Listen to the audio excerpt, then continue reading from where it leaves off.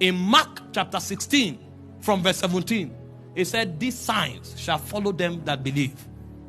In my name, he said, they shall cast out devils. Now, men don't command spirits unless you are working with a superior spirit.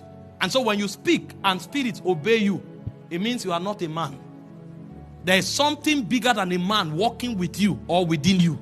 He said you will cast out devils. Number 2, he said they will speak with new tongues. Number 3, he said if they drink any deadly thing, how can you cause something deadly and you say men should drink it?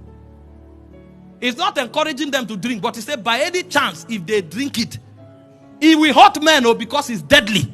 But he said it will have power over you. And he said they shall tread upon scorpions and serpents, and it shall by no means hurt them. This is the first definition of a witness. It doesn't matter if you were part of them. It doesn't matter if everywhere is dark. Just come with power.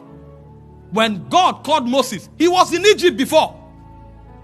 But when Moses returned, it's not his clothes he changed. He wore something else.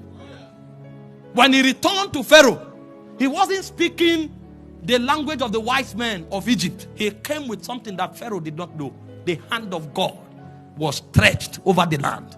Because God himself said in Exodus 14:30, he said, I will stretch forth my hand and I will strike Egypt with all of my signs and my wonders. The language Pharaoh heard was a 10-lettered language, and they are all plagues. He came with plagues, and when Pharaoh saw those plagues, even the magicians of Pharaoh said, this is the finger of God. This man is not talking because he read a book. He's talking from a realm where oracles beyond time dwell. And if we will be wise, we better let them go.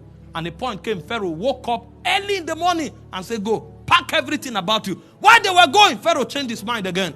The power had not finished. When he was chasing Moses, the Bible said the ground began to choke their wheels. Their horses couldn't move. Something happened that nature began to align with the forces of Moses. And when Moses came before the Red Sea, there was no technology of boat. In those days, nobody ever crossed a river. If you meet a river, go back. Go and look for a mountain. Because there was no intelligence by which mortals could walk across waters. And Moses came and stretched his rod. And the Bible said with the blast of his nostrils, he parted the Red Sea. And he said Moses and his men walked on dry ground. Pharaoh thought it was coincidence. He said by faith. Even Moses, he said walk through the Red Sea. And he said Pharaoh, as saying that it was a joke, tried to walk and he drowned. He drowned. That became a memorial. And so everywhere Israel went to, there was a tale that these men, any city they enter, they lick the people up because their God is in their midst. A point came that nations began to tremble. When they say Israel is coming, they begin to pack well. Either you cooperate with them or you are in trouble. So much so that Balak needed to hire Balaam to curse them. Because he knew that these people are not just a race. There's a power that dwells in their midst. He ascended the mountain. He wanted to curse them. He tried. He couldn't. There was a power. There was a power. He wanted to curse them. He will start prophesying. He said, how can you curse him that God has blessed? How can you curse? He said, for there is no... Oh my God. Oh my God. You have witnesses. We rise. When they drop charm for you, you woke up, you match it. And then the person who dropped it, they told him after 48 hours he will die. On the third day, you are whistling out of your house. He will kneel down and say, I want to serve your God. He said, there's no enchantment against Jacob. There's no divination against Israel. He said, the shout of the king is in their midst. They didn't know what was happening on the mountain, but the lion dwelt there. There was an oracle that no powers under heaven could defy, because a king dwells in their midst. It takes power to be a witness. If you have no proof, you are not yet a witness. You may be a Christian, but witnesses are men of power. In Acts 14:17, Acts 14:3 says, long time abode they, speaking boldly in the Lord. He said, the Lord confirming the words of his grace, granting that signs and wonders be done by their hands. Every time you find witnesses, there are supernatural elements.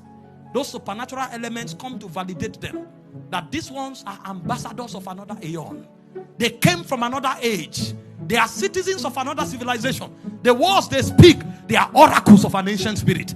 And if you assume that what they are saying is English, touch them. He said, touch not my anointed. Do my prophets no harm. He said, when they walked from city to city, God thundered over them. Touch not, touch not. These are witnesses. Oh, my heart is burdened. Because I want to see the powers of the ancients. What happened to us that no man can speak again and the son will obey? What happened? What happened? How did Moses part the Red Sea? What happened? What happened?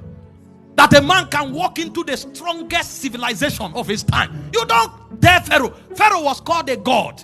He's a sun god. You don't appear before Pharaoh. You are in trouble. But a man came with his staff and said, let my people go, that they may serve me. And one man can destroy a whole civilization. There was an economic system. There was a military system. The architectures of human intelligence were there. But it came with a power that had no regard for human protocol. What happened to us? No wonder David cried. He said, I want to see your glory as I saw it in the tabernacle. There's something we must hunger for. It's the power of the ages to come. We are naked without power. We didn't come here to talk. We came here to show a dying world that there's a God called Alpha Omega. He was, he is, and he is to come. We came here to tell the world that we don't depend on the government formed by men. Rather, he said the government shall be upon his shoulder. We came here to announce to a world that there is something that is eternal that we carry on our shoulders. Because when we cry, spirits move. Ha. Hey, ha. Ha, ha, ha.